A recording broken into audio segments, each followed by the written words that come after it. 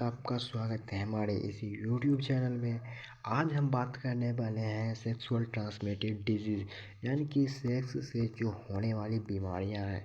जी हाँ दोस्तों, इसमें कोई शर्म की बात नहीं है। अगर आप इन सभी को नॉलेज के लिए पढ़ रहे हो, को अपने मेडिकल फील्ड के लिए पढ़ रहे हो या जनरल नॉलेज के लिए पढ़ रहे हो, तो ये कोई शर्म की बात नहीं है। जी हाँ, जो मैं पढ़ाने जा रहा हूँ यह सेक्सुअल ट्रांसमिटेड डिजीज़ बोलते हैं, एसटीडी बोलते हैं, या इसे ही डिजीज़ को इन्फेक्शन कहीं कहीं पर लिखा होगा। यहाँ सेक्सुअल ट्रांसमिटेड डिजीज़ यानी कि वो डिजीज़, वो इन्फेक्शन जो सेक्स करने के दौरान एक पार्टनर से दूसरे पार्टनर में फैलते हों या होते हों। तो चलिए जानते हैं कि आखिर कारण क्या क्या है सेक्सुअल ट्रांसमिटेड डिजीज़ होने के, यानी कि एसटीडी या सेक्सुअल ट्रांसमिटेड इन्फेक्शन होने के क्या क्या कारण हैं। तो पहला आता है उसमें अनप्रोटेक्टेड सेक्स। यह अनप्रोटेक्टेड सबसे ज़्यादा मेन कारण होता है एसटीडी होने का या एसटीआई होने का, क्योंकि आप एक फीमेल पार्टनर के साथ या कोई फीमेल मेल पार्टनर के साथ बिना प्रोटेक्शन के ही सेक्स करते हैं, जिस वजह से उसे एक दूसरे से बीमारी होने का खतरा बना हुआ रहता है। के लिए एक फीमेल पार्टनर और मेल पार्टनर के जब भी फिजिकल हो तो उन्हें प्रोटेक्शन के साथ ही एक दूसरे के साथ फिजिकल होना चाहिए। अनप्रोटेक्टेड सेक्स बिल्कुल भी एक्सेप्टेड नहीं है, इससे ज़्यादा से ज़्यादा बीमारी होने का खतरा बन जाता है। दूसरा आता है मल्टीपल सेक्स पार्टनर। जी हाँ दोस्तों, मल्टीपल सेक्सुअल पार्टनर का होना भी एसटीडी का होना बहुत ही ज़्यादा मेन कारण होता है। दरअसल कोई भी पार्टनर हो, चाहे वो मेल हो या फीमेल हो, अगर एक, दो या तीन से भी ज़्यादा मल्टीपल सेक्सुअल पार्टनर रख रहा है तो वह ज़्यादा से ज़्यादा चांसेस हैं, हाई रिस्क हो जाते हैं कि उसे कोई ना कोई सेक्सुअल ट्रांसमिटेड इन्फेक्शन हो या डिजीज़ हो। उसमें अब क्या क्या आते हैं वो अब हम आगे डिस्कस करेंगे, लेकिन एक महत्वपूर्ण कारण होता है मल्टीपल सेक्सुअल पार्टनर का होना। एक से ज़्यादा तक लोगों के साथ सेक्सुअली हमें इंटरकोर्स नहीं करना चाहिए। तीसरा आता है पुअर हाइजीन। जी हाँ दोस्तों, यह ज़्यादा से ज़्यादा मेल में बहुत ही ज़्यादा कॉमन है। पुअर हाइजीन यानी कि हम अपने जेनिटल एरिया को, अपने जो प्राइवेट पार्ट की जो भी एरिया होते हैं उसे हम ठीक से क्लीन नहीं रखते हैं या वहाँ पर ठीक से हाइजीन को मेंटेन नहीं करते। इस वजह से हमें पुअर हाइजीन की वजह से वहाँ पर कई इन्फेक्शन को देखने को लिए मिलता है। मेल हो या चाहे फीमेल, दोनों को अपने प्राइवेट एरिया यानी कि अपने जो भी जेनिटल एरिया होते हैं पूरी तरह से क्लीन रखना चाहिए, उससे हाइजीन मेंटेन रखना चाहिए। अनहाइजेनिक बिल्कुल भी उस एरिया को ना रखें।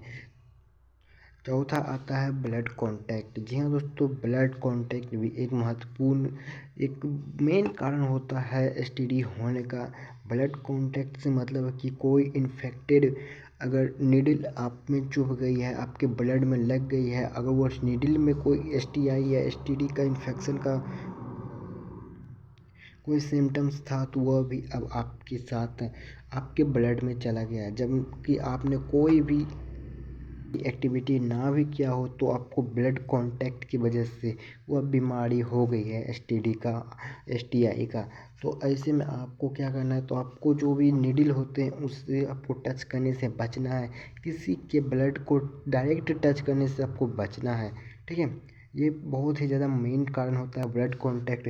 पर लोगों को लगता है कि अगर ब्लड कांटेक्ट की वजह से अगर किसी को कुछ हो रहा है तो उसे लगता है कि वह एसटीडी उससे सेक्सुअल किसी के साथ होने से ही हुआ है, पर ऐसा नहीं है। ब्लड कांटेक्ट की वजह से भी एसटीडी या एसटीआई होता है। पाँचवा आता है वीक इम्यूनिटी। जी हाँ दोस्तों, अगर आपकी इम्यूनिटी बहुत ज़्यादा वीक है तो ये भी बहुत जल्दी एसटीडी या एसटीआई आपको इन्फेक्ट कर सकता है और आपको जल्द से जल्द अपनी चपेट में ले सकता है। अब देखते हैं कि उन कारणों की वजह से हमें कौन कौन से डिजीज़ या इन्फेक्शन का सामना करना पड़ता है। तो उनमें सबसे पहला आता है एचआईवी यानी कि एड्स। जी हाँ, ये हम सब ने सुना है एचआईवी एड्स के बारे में, पर यही इन्फेक्टेड जो भी पर्सन होते हैं, अगर आपके साथ सेक्सुअली ट्रांसमिट नहीं हो रहे हैं लेकिन उनका ब्लड अगर आपके ब्लड में टच कर गया तो उनसे भी एसटीडी होने का संभावना यानी कि एड्स होने का संभावना बन जाता है। ये सबसे ज़्यादा इम्पोर्टेंट होता है इसमें एड्स में। दूसरा आता है क्लेमीडिया। दोस्तों क्लेमीडिया भी बहुत ही ज़्यादा इम्पोर्टेंट है, क्योंकि इसमें क्या होता है कि जो भी मेल की पेनिस होते हैं या फीमेल के वैजाइना होते हैं, उनसे डिस्चार्ज बहुत ही ज़्यादा होने लगते हैं। और जब भी मेल या फीमेल जब भी यूरिन पास करने के लिए जाएंगे तो उससे बहुत ही ज़्यादा पेन होगा, यानी कि पेनलेस यूरिन होगा, यानी कि यूरिन के टाइम बहुत ही ज़्यादा पेन होगा क्लेमीडिया में। तीसरा है गोनोरिया। गोनोरिया भी बहुत ही ज़्यादा कॉमन देखा जाता है। ये फीमेल और मेल दोनों में होता है। बता दें यह बैक्टीरिया की वजह से होता है। इसमें जो भी आप यूरिन को पास आउट करेंगे, यूरिन को पास करेंगे, यानी कि पेशाब करते समय आपको बर्निंग सेंसेशन बहुत ही ज़्यादा महसूस होगा।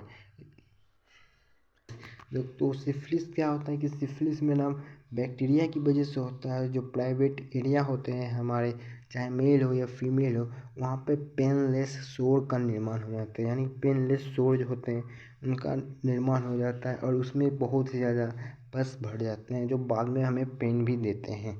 तो ये कुछ डिजीज़ और इन्फेक्शन थे जो आपको उन कारणों की वजह से हो सकता है। वीडियो पास एसटीडी के कुछ इन्फेक्शन के कुछ प्रिवेंशन भी हैं, तो उनके प्रिवेंशन क्या क्या है, उनके बचाव क्या क्या हैं, हम किस तरह से बच सकते हैं, तो वो अभी देख लेते हैं एक नज़र में। तो पहला है यूज़ प्रोटेक्शन। अगर जब भी आप कोई फीमेल हो या मेल हो एक दूसरे के साथ इंटरकोर्स कर रहे हैं तो उस समय पर वहाँ पर प्रोटेक्शन का यूज़ किया जाए। जी हाँ दोस्तों, प्रोटेक्शन का यूज़ करना बहुत ज़्यादा ज़रूरी होता है। इसमें कोई शर्म की बात नहीं है। अगर आप प्रोटेक्शन के साथ यूज़ करके आप किसी के साथ इंटरकोर्स हो रहे हैं तो ये बहुत ही ज़्यादा सेफ सेक्सुअल एक्टिविटी मानी जाएगी। दूसरा है मेंटेन हाइजीन।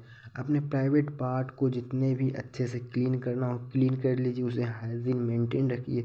इससे ना क्या होता है कि बैक्टीरिया की जो इन्फेक्शन है वो बहुत ही ज़्यादा कम हो जाते हैं। और ये मेल और फीमेल दोनों के लिए बहुत ही ज़्यादा इम्पोर्टेंट है। वह अपने एरिया को, प्राइवेट एरिया को मेंटेन करके रखें, हाइजीन को। तीसरा है रेगुलर बॉडी चेकअप। आपको साल में कम से कम एक बार अपना बॉडी का फुल बॉडी का चेकअप कराना है, ताकि उससे पता चल सके कि आपकी बॉडी में क्या कोई बीमारी है या नहीं, या पनप रहा है या नहीं।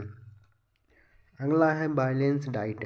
ये भी बहुत ज़्यादा इम्पोर्टेंट है। बैलेंस डाइट से आपको एक अच्छी और स्ट्रॉन्ग इम्यूनिटी का निर्माण होगा, जो किसी भी इन्फेक्शन से लड़ने में आपको हेल्प प्रोवाइड करेगा। अगला है वैक्सीनेशन, यानी कि आप टाइम टू टाइम जो भी वैक्सीन होते हैं उन्हें लेते रहिए। पसंद आएगा तो प्लीज़ लाइक करना और चैनल पर नए हो तो सब्सक्राइब